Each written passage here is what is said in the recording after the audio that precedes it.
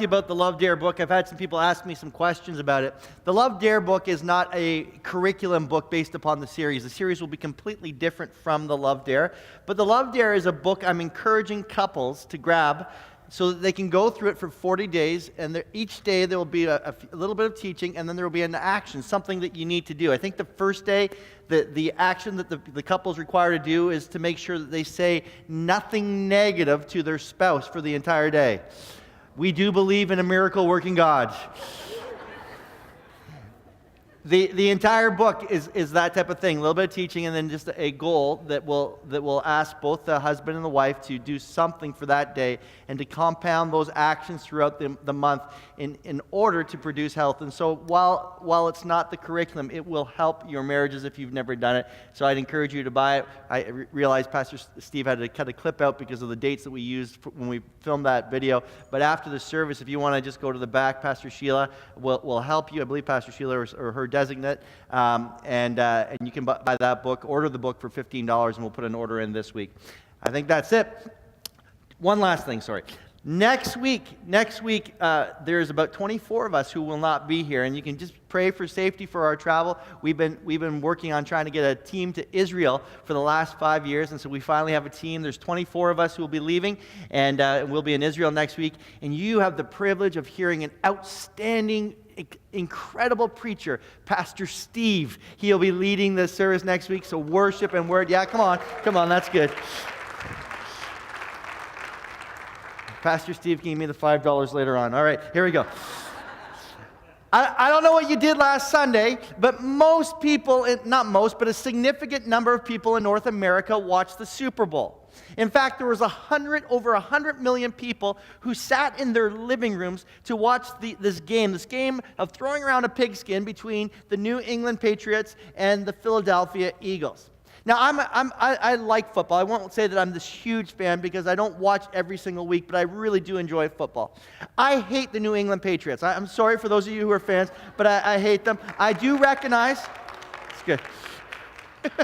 I do recognize, this is a way to cause division in a church. I do realize that Tom Brady is probably the greatest quarterback who's ever lived, and I do acknowledge that, even though I am tired of seeing them at the Super Bowl. And so that day, I was less eager to watch this game than I have been in other years.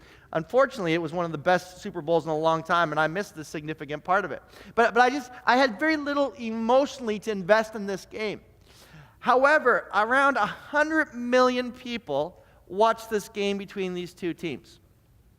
I can't prove it because I wasn't the one doing it. I watched the last bit of the quarter. But I've been there in these sporting events before where my team is playing. And what happens is I will sit in my comfy place, whether it's laying on my bed watching on my iPad or on TV or downstairs in my basement. I will sit in a comfy place like this. And when my team is not doing very well, I will start coaching from here. I will start yelling at the TV, "Hey, do something!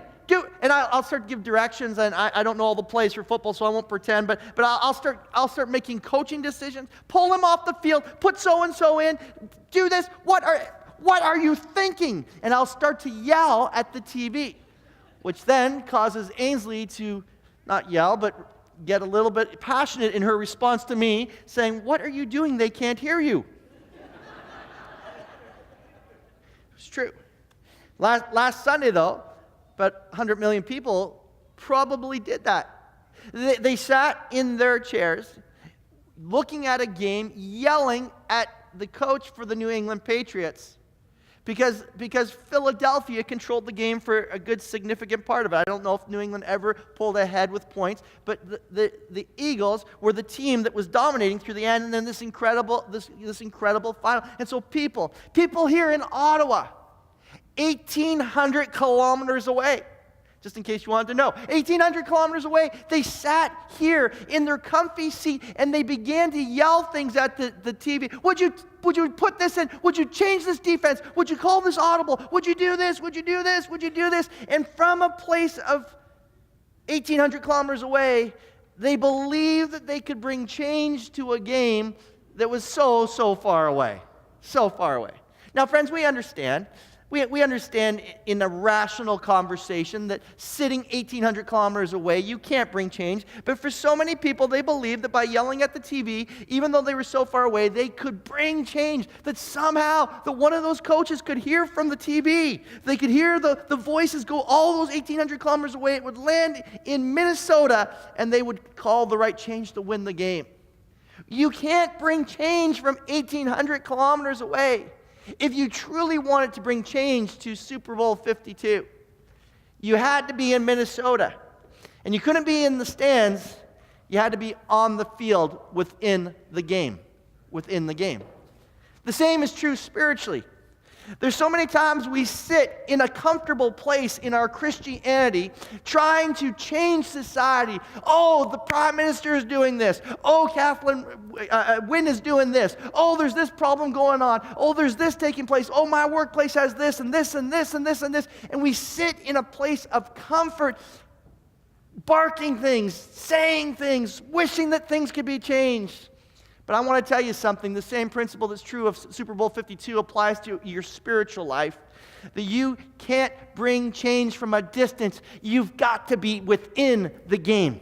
You've got to be within the problems. You've got to bring change from within, not from a distance. No change can take place within our society by doing it from a distance. And we're talking about a revolutionary church and about how God has this audacious dream to take us and that we would change the world, just like we read from that passage in Acts last week. That He desires this audacious thing from our lives, that we would turn the world upside down, but it won't take place from a distance. We've got to do it from within. We got to do it from the places that need changing. Friends, please just hear this one more time. If we're going to see change within, we've got to be within. If we want to see change within our society, we've got to be within our society. If we want to see change within people's lives, we've got to be in people's lives. It has to take place within, not from a distance. And so Jesus talks about this throughout the Gospels. And I want to show you a few things, and these are pretty simplistic things, but they're good reminders of what it means to bring change from within. The very first thing that we are called to do to bring change from within is we are called to values preservation. Values preservation. I want you to look at this verse on the screen, Matthew chapter 5, verse 13. It says, "You are the salt of the earth, but if the salt loses its saltiness, how can it be made salty again? It is no longer good for anything except to be thrown out and trampled underfoot." Now, there are so many different understandings of this passage. R.T. Kendall, the great author, great preacher, was at Westminster Chapel with his theological class. And he was asking them what they found or what purposes of salt there were. And as he talked to his theological students gave him 40 different uses of salt and the benefits of it. And so there's all kinds of theological understanding, there's all kinds of interpretation of this passage. But if you look at the passage, the entire passage, there's a significant part of this that helps us understand. It talks about the salt losing its saltiness. You see, salt is a pure compound. It can't change itself. It's this pure, this stable compound. And what would normally take place for salt would be you would take salt water and you would boil it till you only had the salt particles left. But in Israel, what would take place is that they would get some water from some of the marshlands, and some of the salt would be from that and would have some of the impurities. Or they would take meat and they would place it in rock faces where there would be salt, and they would put the meat there to preserve it. And when it talks about losing the saltiness, what the understanding that the audience would have had would be that there would be moments when that piece of meat was in the rock face where the water would come down, the leaching process would take place, and the salt that was there would get washed away, and the impurities would be there, and the salt that was remaining would have no effect. That was what would take place. And so there's this picture as Jesus is telling this story, and I'm just going to put on a glove for a second because I don't want to be shaking anybody's hands with fishy smelling hands. But But Jesus would have been telling the story about salt and how beneficial it is when he said we're the salt of the earth. And he said that if the salt loses its saltiness, then what will happen? And so the people had this image of a fish. And if anybody wants some tilapia afterwards, you can come and get it, okay? They would understand that they would put this fish into a rock place where there was salt. And the thing would be, I don't spend a lot of time cooking.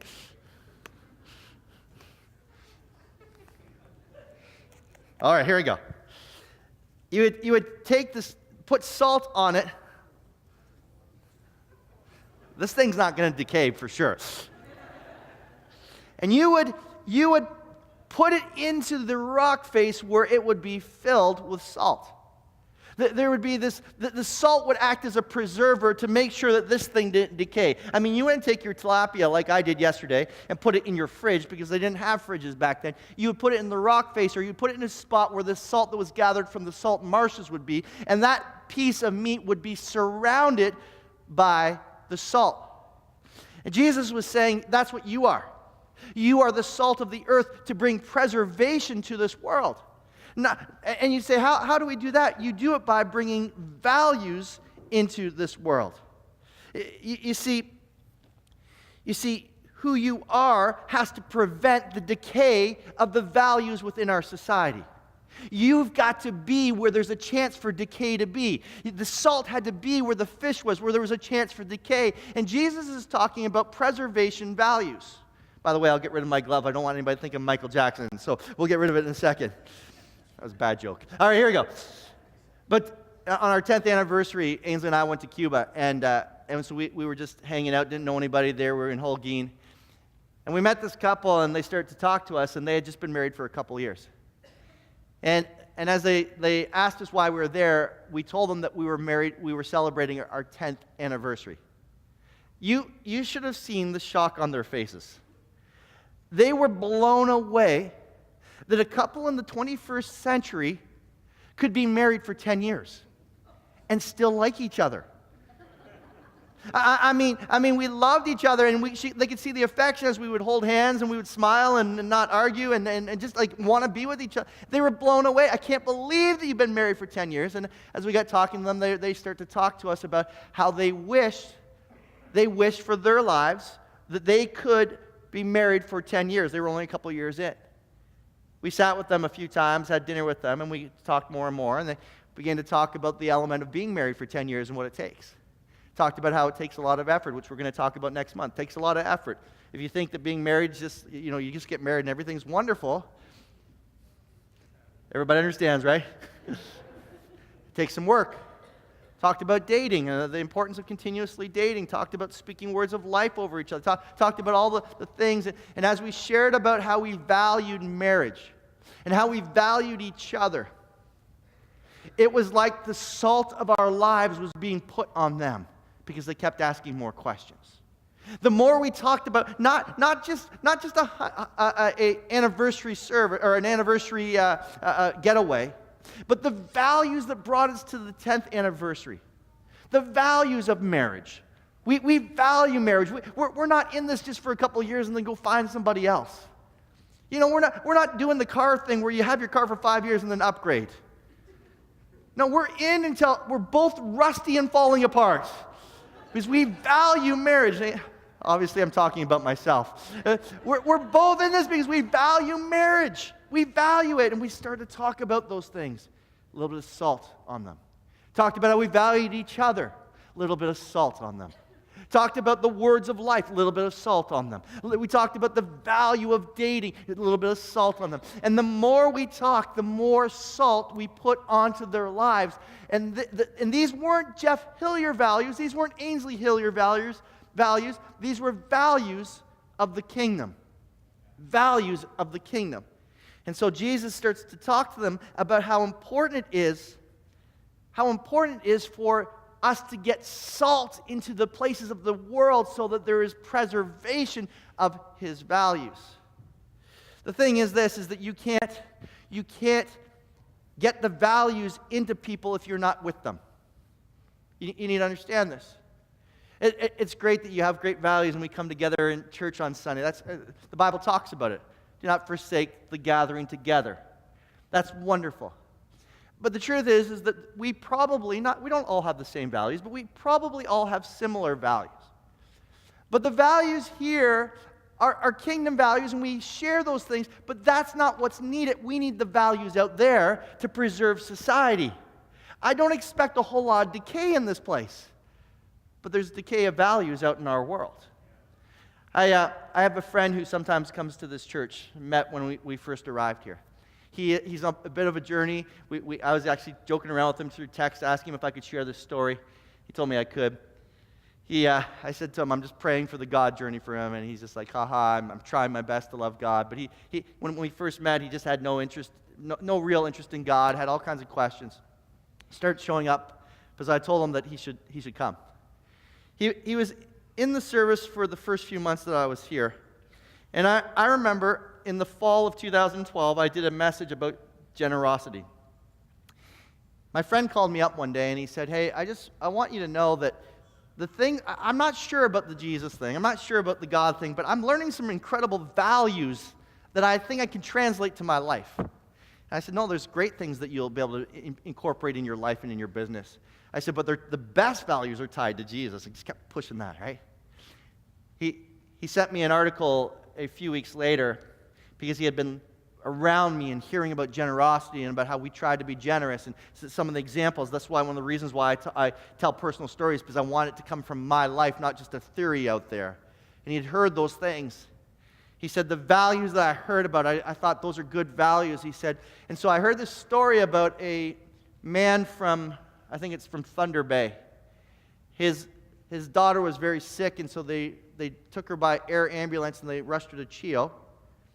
And she was there, and so he had to drive down and this long drive and wait, and just the stress of that and the cost of parking and all the cost of hotels. And after a series of tests, they found out that she had this rare disease. He was gutted. And that day he left the hospital and he went out to the parking lot at the Ottawa hospital and went to the spot where his car was, where his van was, and his van was missing. It got stolen. So my friend who had been in our service had heard this story, read it in the newspaper, and thought, I need to take the values that Jeff's been teaching and apply them. Person who's still on the journey with God, hasn't come to an altar or confessed or been in the baptism, will take just on the journey. And so he stops by the hospital with his expensive vehicle, goes to the counter and says, could you tell this person, and gives the name, that here are the keys, here's my contact information. They can have this vehicle for as long as they need. I want to help out. This is actually in a Canadian publication magazine, this story. It hit the newspapers. He sacrifices his own vehicle, gets inconvenienced because he comes around me. He hears teachings from me. This is not about me, but the salt in my life preserved some values inside of him. And what God wants for this church is that the values that are inside of us through our words and our actions would get out into our world. The kingdom values that we have, those are the things that will change our society. Jesus says you're the salt of the earth, and he talked about how we need to be in those places to bring preservation. But then he went on, and he says that the salt is no good if it's lost its saltiness. I talked about this rock place, the place where the fish would be, and the water would begin to stream, and the salt would be less, or it would be more soluble than the impurities in the rock face. And as the water would begin to cascade down that rock face, the salt would be lost in the water, but the impurities would stay there. And after a little while, the saltiness would be gone, and this piece of meat would be unprotected. And the impurities would get there and begin to decay the piece of meat. And Jesus says that if we lose our saltiness, we will lose our impact of preserving the values of the kingdom within our culture. And you say, how does that happen? It's when our values get watered down. When our values get watered down. Friends, I want to tell you that every day you have an opportunity for your values to get watered down. I was just a young junior high, and I remember being at Ontario Place. My mom, my sister, and I, we were showing up with a friend of my mom's and her kids. We arrived. We didn't do these things very often. And as my mom got to the admissions booth, we saw the price, and I was 12 years old at the point. And because I was 12, I had crossed the line of cheap fare. And so it was going to be a little bit more than my mom had anticipated. We barely had any money. And so my mom pays for us to go in. I watch as my mom's friend comes next, a Christian lady from our church. And as she comes to the booth, her daughter, who's exactly the same age as me, I know this for a fact because we had hung out with this family. The mother looks at the price and says, oh, it's for 12 or older, it's this price, right? And the guy says, yeah. And he goes, okay, I've got 2 people under the age of 12. I'm only 12 years old. But I remember that moment because I thought, don't we value truth anymore? And as I listened to her share, I was overwhelmed that a Christian could lie for the sake of a deal. The watering down of the salt. The watering down of kingdom values. You see, our values, the kingdom values, will get watered down when we choose convenience over conviction. Where we choose the convenient thing to do in the moment rather than this deep conviction that the values that the Bible talks about belong in my life no matter how inconvenient they are. And friends, every day you have an opportunity to show the world kingdom values. You have an opportunity to put salt into their lives, salt into your workplace, salt into your neighborhood, salt into the people that you go to school with. But if you find yourself in a moment where you have to choose between a convenience and a conviction, if you choose convenience, you will water down the values of the kingdom and you will start to see decay around you. I'm convinced of this, that some of the decay that we see in our society that we complain about has happened because we as a church, and I don't mean CPC, I mean the Church of Canada, has allowed our kingdom values to get watered down so that now we don't have a chance to speak to those issues anymore. The values of the kingdom must be lived out by our convictions, not by our conveniences. So let me ask you, when you have a choice between being honest and dishonest, do you choose convenience or do you choose conviction? When you have an opportunity to love or to hate, do you choose convenience or conviction? When you have an opportunity to forgive or to hold that in, do you choose convenience or conviction? How about generosity? Opportunity to be generous with your neighbors, an opportunity to be generous at work, an opportunity to be generous whatever location, convenience or conviction. What about your family? It's not always convenient to spend time with your family, especially if you're driven. Convenience or conviction. What about your work ethics? I've watched many Christians who've lost their ability to preserve kingdom values in their workplace because they are lazy, because their work ethics go down. And they think that just because they speak out against pornography or immorality with sexuality or drunkenness or some other thing that's prevalent in the conversations around the office, that they are being a light, but people around are looking going, but they choose to cut corners when it comes to their work ethic. What about your faithfulness to your friends, to your word, to your spouse? We have opportunities every day to show our convictions where we can preserve. Or we can choose the path of convenience where the water comes down the crevice of the rock and the salt gets washed away. And you know what gets left are the values of our society. And if the values of our society lay in the places where the meat is, where the fish is, then friends, you're going to see greater decay in our society. But if we would be salt, if we would be so convicted by the things of Scripture, the values of the kingdom, then we will see preservation of God's kingdom values within this world. Preservation of values. Number 2, not only does he talk about the preservation of values, but he talks about actions proclamation. I want you to look at this verse that's just in the next verse. Matthew chapter 5, verse 14 to 16 says, "You are the light of the world. A town built on a hill cannot be hidden. Neither do people light a lamp and put it under a bowl. Instead, they put it on a stand, and it gives light to everyone in the house. In the same way, let your light shine before others, that they may see your good deeds and glorify your Father in heaven. This idea of light comes from we see it all through the Old Testament. And in the Old Testament is this declaration, this proclamation of who God is. Look at this quote up on the screen just from a theologian. He says this: throughout the prophecies of Isaiah, in particular, if you just read the book of Isaiah, you'll see this over and over again. The shining light is a metaphor of the Messiah and his people fulfilling missionary purpose of manifesting the glory of God among the nations.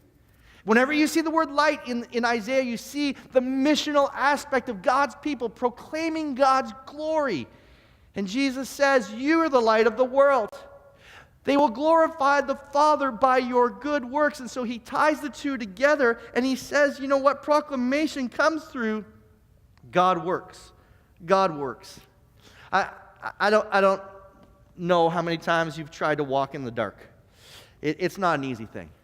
A few weeks ago, Ainsley and I were at the Nordic Spa, and we had been given a gift certificate from my niece, and so we went there for the day. I'd never been there before, which, by the way, it's expensive, but it's absolutely incredible. Just a side note. We went into the eucalyptus steam room. Has anybody ever been there? Okay, that's good. We're all fairly relaxed this morning. That's good. All right.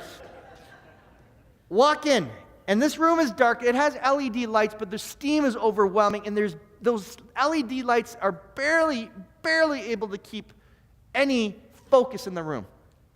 And I remember we walked into the room, and I stood there for a second because I'm in a room and I can't see anything. There's just darkness. Now, I know that my purpose is not to stand there. I've got to go find a seat in this room.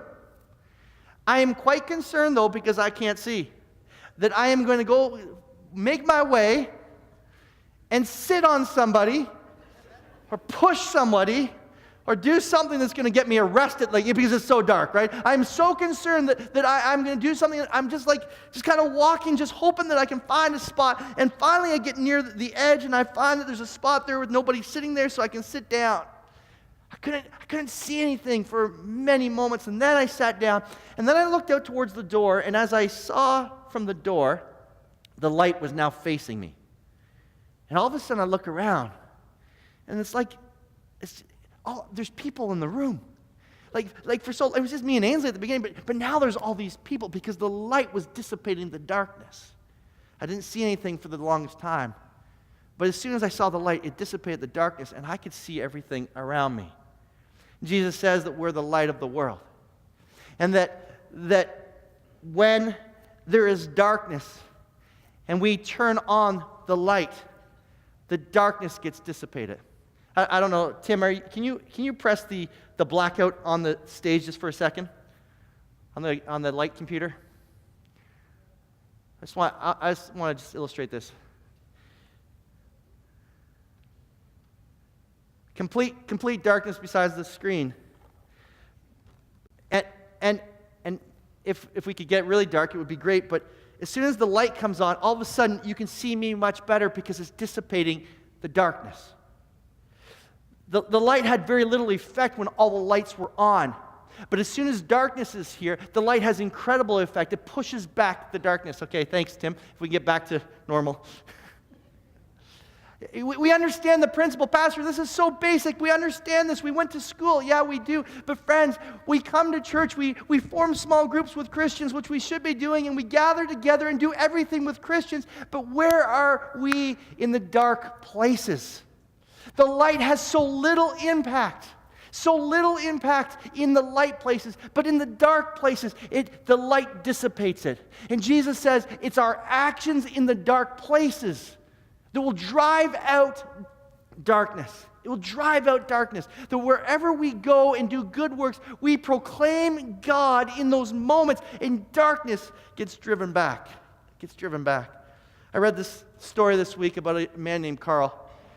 He had been injured in the war, and so he had a limp, and he lived in this very rough neighborhood. It wasn't originally rough, but as time went on, the neighborhood was getting more and more decayed with drugs and gangs and all kinds of problems. He would take the bus, and then he would walk towards his home. People were always concerned about him. He was now 87 years old, and so he had this limp. And he'd walk through this rough street of where he lived, and there was this church that he would always pass, and he was a bit of a churchgoer himself, and so he saw that there was an ad for a gardener. This gardener they needed a gardener to look after the minister's gardens because he was living in the parsonage right behind the house. And so 87-year-old Carl decided that he would take up that ad and he would volunteer. And so one day he's out watering the flowers. All of a sudden, this gang of 3 guys shows up. The one guy's super tall, full of tattoos, and he can tell this is a rough-looking crew. And so he's just watering, and they start mocking him. They start to jeer him and saying all kinds of things. And so he just turns and he's got the hose, and very gently, very softly, he says, "Hey, gentlemen, would you like it's a hot summer day, would you like a drink of water?" They were so put off by him, they started mocking him. And then they pushed him to the ground, and they ripped off the watch from his arm, and they stole his wallet, and they started to walk away cursing him. There lay Carl on the ground. The watch was his retirement gift. The wallet had a picture of his wife who had passed away. Had some money in it, and he was heartbroken.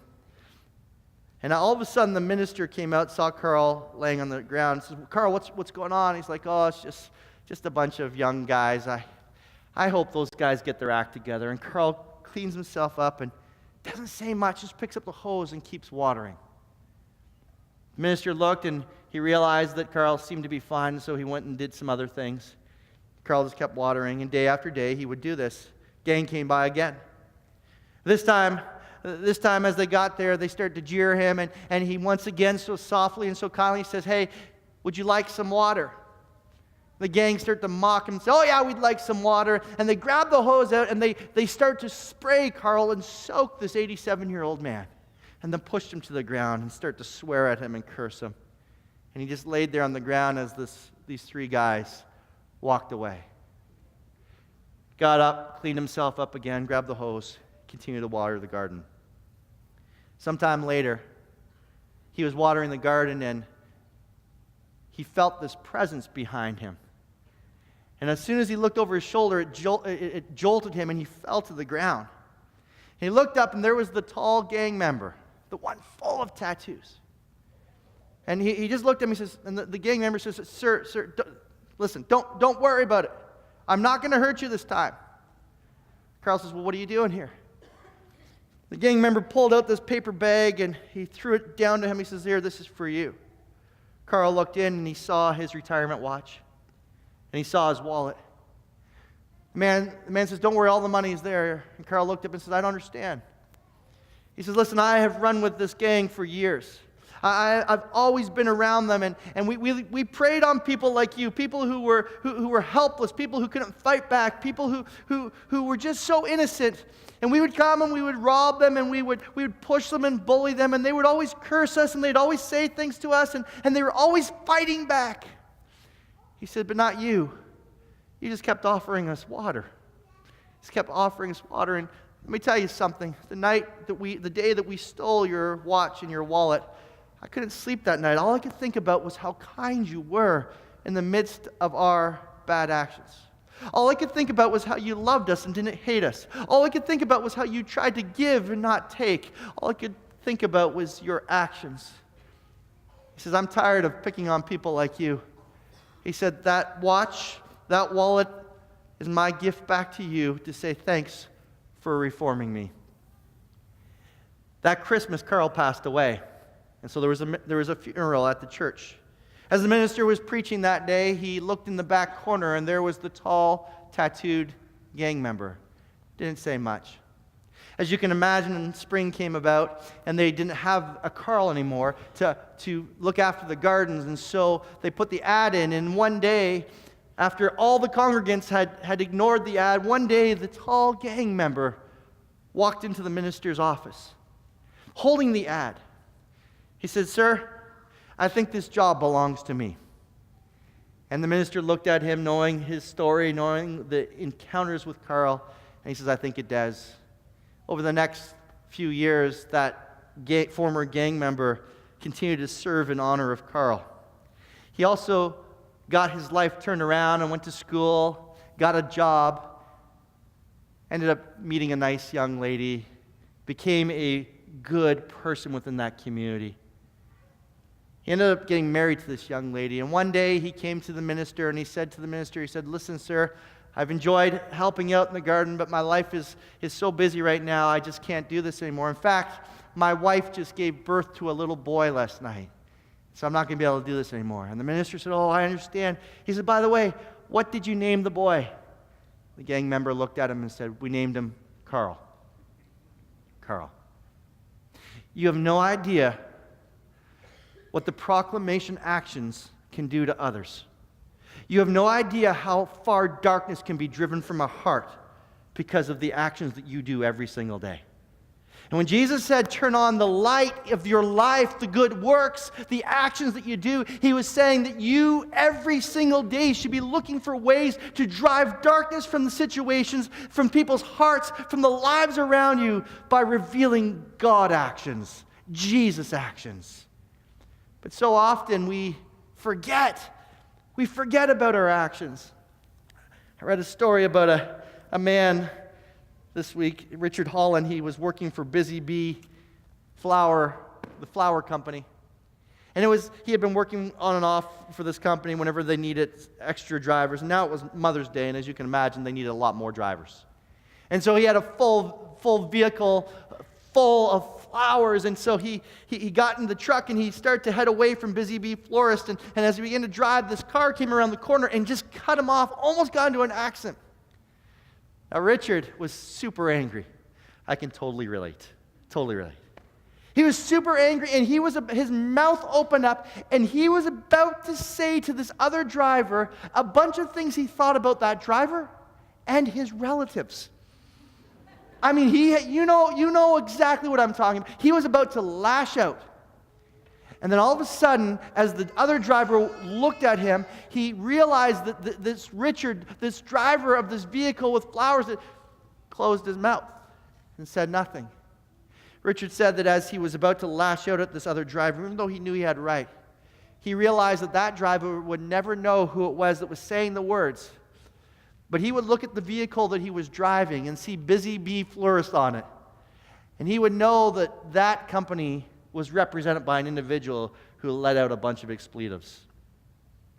Friends, I wonder how often we realize that we are driving the Master's vehicle. That wherever we go, this Christian label that's on our lives, the people see it. They know you're a Christian, and they watch how you act at work. They watch how you treat your spouse. They watch how you interact with your kids. They watch what you say about people from the congregation. They watch how you interact with others in the neighborhood. They watch what you do at a restaurant. They watch every element that you have, and you either have the opportunity to shed light and dissipate the darkness, or just allow things to continue to be dark. Jesus said, you're the light of the world. And there are action proclamation, these acts that just proclaim who God is. Everywhere we go, we represent the owner of our vehicle. We need to proclaim. Lastly, look at this verse. We bring presence transformation. Presence transformation. Matthew chapter 13, verse 33 says this. He told them still another parable. The kingdom of heaven is like yeast that a woman took and mixed into about 60 pounds of flour until it worked all through the dough.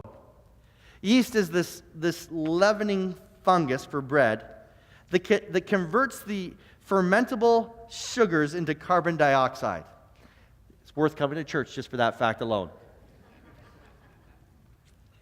Jesus says that the kingdom is like a little bit of yeast in about 40 liters of flour. You see, wherever we go, we are his kingdom. I know he says that the kingdom is like yeast, but wherever you go, because you are under his kingship, his kingdom goes. His kingdom goes. And Jesus is saying that where you go, you have the ability to bring change within the midst, in the midst. I don't have 40 liters of flour. I appreciate our custodian, Will, and I didn't want to mess up his sanctuary. And so I have half a kilogram of flour. Now, friends, I don't know what I'm doing here, so just bear with me. But we got this flour, and I do know that it has a distinct feel to it. It's super soft. And I know that Jesus talks about yeast, but yeast is not going to do anything today. It's going to only do it when we bake. But I want you just to imagine with me, okay? We've got this flour that has a certain context. It has a certain feel, and it's movable. It's powdery. Everything within it is a certain way. And I want you to pretend that this is the yeast, okay? There's just a little bit, Jesus says, just a little bit of yeast within the flour. And so I'm going to just pour a little bit of this in, just a tiny bit, and I start to move that around.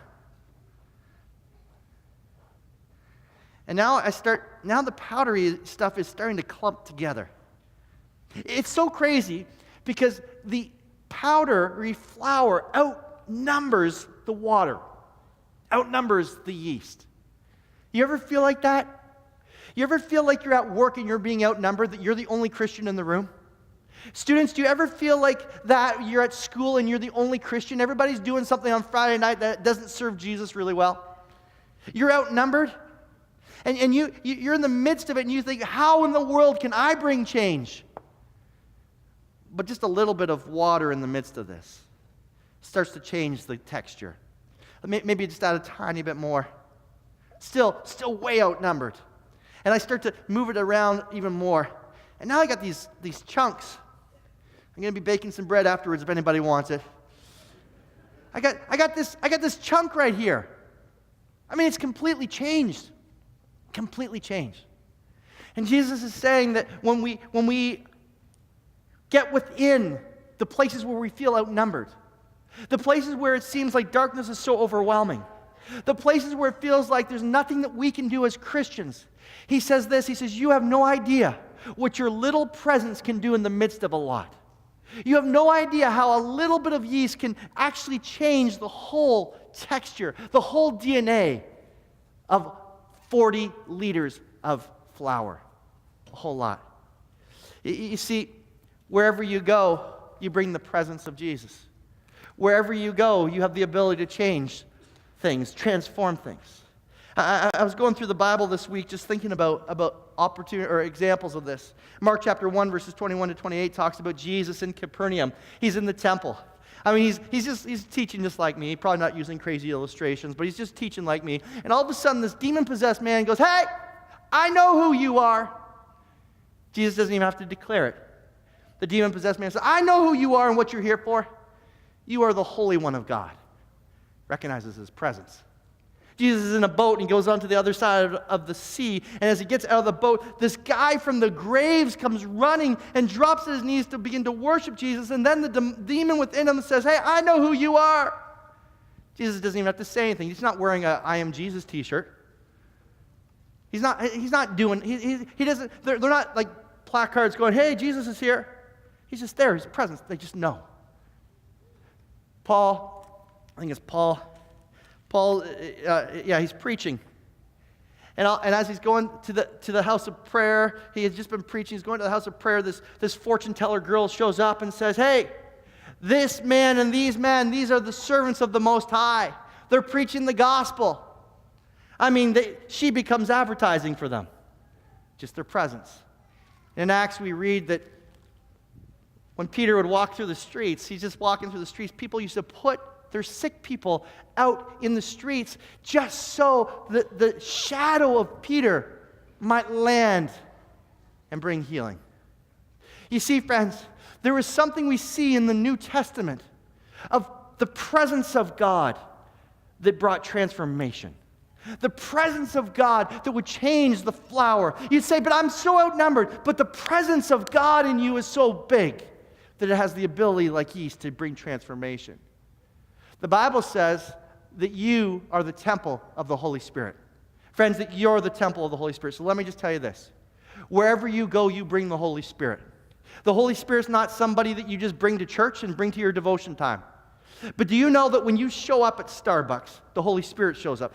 Holy Spirit went to Starbucks this morning at 7 o'clock in the morning because I was there. It's true. The Holy Spirit shows up at your workplace. The Holy Spirit shows up in your neighborhood because He lives within you. And the presence of God goes wherever you go. And if the presence of God can trigger demons, can trigger healings, can trigger things, then surely the presence of God inside of you can transform your setting, no matter how outnumbered you are. David Wilkerson had been in his early stages of Times Square in New York City. And so they were feeling this incredible sense of the presence of God in their life, that people were recognizing the Holy Spirit within inside them wherever they went. He was very aware, his lead team was very aware of this sense of presence transformation wherever they went. They needed a new building, and so one day he decided to visit a famous Broadway producer. As he made his way into the reception room, the receptionist found out who he was, that he was a minister, and kind of mocked him, said that this was a busy Broadway producer. The staff there kind of mocked him, and David Wilkerson felt out of place. But when the Broadway producer opened his door and heard that this minister was there, he invited him in like he belonged all the time. Over the next little while, David would constantly meet with this producer, and it was so weird because whenever he walked in, no matter when he walked in, the producer would drop everything and let him come in. One day, the producer said to him, he said, "I don't understand this." He said, "I don't know why I meet with you all the time. My schedule is so full." Didn't make sense. But the presence of Jesus within David Wilkerson caused this producer to keep opening the door for him. Over the next number of, months, years, they built up a friendship, and they now needed a building to move into. And so the producer owned this prime property. And David asked if he could buy it, and the producer said, "Sure." And as they were sitting down with the lawyer, the producer looked up at him and says, "I don't even know why I'm giving this to you," and signed over this prominent piece of land that would become Times Square Church. A couple years later, the lawyer and the producer were begging David Wilkerson to sell it back. They couldn't understand why they made the deal, and I want to tell you why the deal was made and why the door was always open. It's because the presence within you can bring transformation wherever you go. Friends, I want you to understand the good works part. You understand the importance of values, but do you have any idea what the presence of the Holy Spirit in your life can do wherever you go? That you have the opportunity to bring transformation because of the Spirit that lives within inside of you. Maybe we need to start praying more before we go to the grocery store, before we go out to cut our grass, before we go into work. Holy Spirit, would you just let your presence bring transformation wherever I go? Would the yeast inside of me begin to transform the 40 liters of flour? Would you do something within my life that wherever I go, people go, "There's something about who you are. I don't know what it is about you, but I feel life whenever you're in the room. I don't know what it is about you, but I feel convicted when I start to tell dirty jokes. I don't know what it is about you, but the things change when you walk in the room." And you don't even need to say anything, but you know. Presence transformation. A little yeast in the entire 40 liters of flour. Friends, I want to tell you something.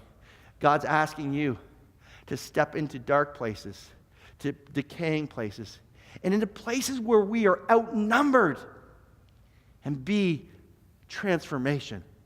Be His presence and see what He does. This little girl was, Pastor Steve, you just come back. This little girl was walking down the street this one day. It was a cold night. She was very poor and in some bad conditions. This major city was very, very cold, dark. And she walked by this church, and she could see the lights on the church, and she could hear the music. And so she made her way inside, and she sat in the back pew, and she listened to the music, and she then heard a preacher start to talk. That day, the preacher talked about Jesus' words, saying that He is the light of the world. I am the light of the world. She was quite intrigued by this, and so she listened for the full message, and the sermon ended, and the pastor gave the benediction, and people laughed, and so she made her way over to the minister. "Hey, mister, I was listening to your message. Are you the light of the world?" The minister said, No, sweetie, I'm not the light of the world. Only Jesus is the light of the world. He said, I'm just one of his lights. She goes, Well, mister, I sure wish that you'd come and hang out in my alley sometimes, because it's really dark there. I wonder how many of the people that you work with would say to you, I wish you would come and hang out with me for a little bit more than just our time together at the cubicles. How many of your neighbors would say, I wish you would just have me over for dinner? How many of the people that maybe your kids play sports with would say, hey, I wish that you would just have me over because my marriage is a mess and I just could use a little bit of light in my dark alley? You see, friends, we can't change the world from in here. We can't. In here is this. It's us yelling at society, change, change. Governments change, education system change, workplaces change. Jesus says, leave the places where the light already is. Leave the places where the salt already is.